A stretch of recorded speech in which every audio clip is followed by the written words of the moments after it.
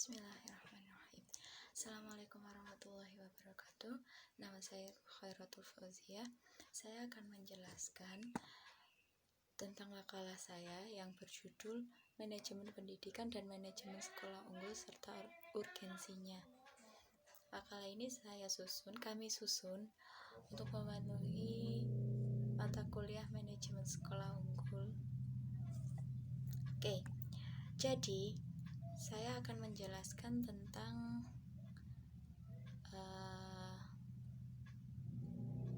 pengertian manajemen pendidikan. Pengertian manajemen pendidikan.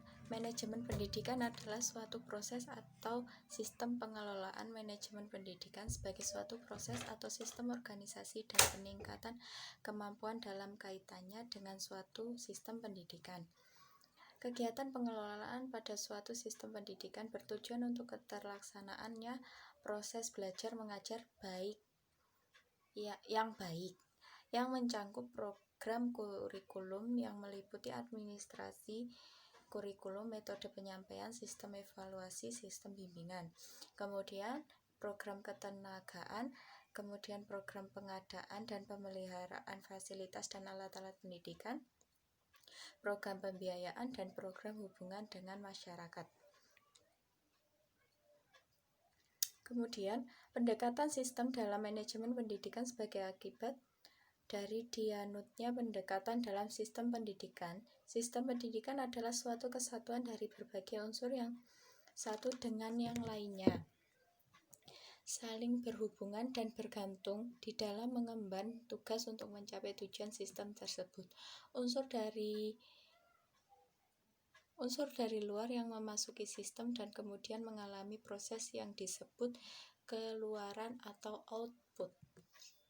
Kemudian tujuan manajemen pendidikan. Tujuan manajemen pendidikan secara umum adalah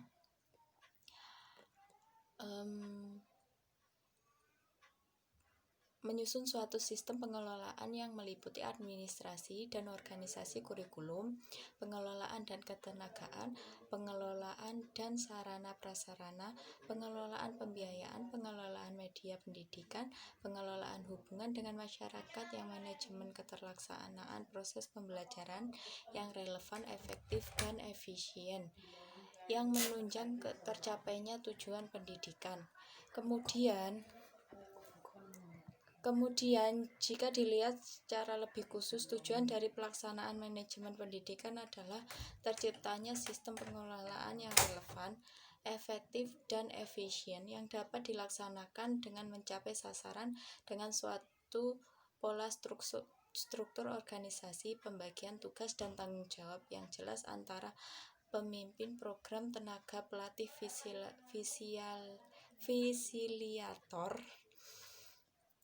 tenaga perpustakaan, tenaga teknis lain, tenaga tata usaha, dan tenaga pembina.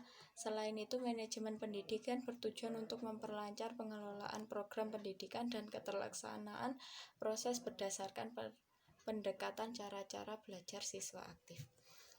Demikian dari saya, selanjutnya akan dilanjutkan oleh teman saya. Terima kasih. Wassalamualaikum warahmatullahi wabarakatuh.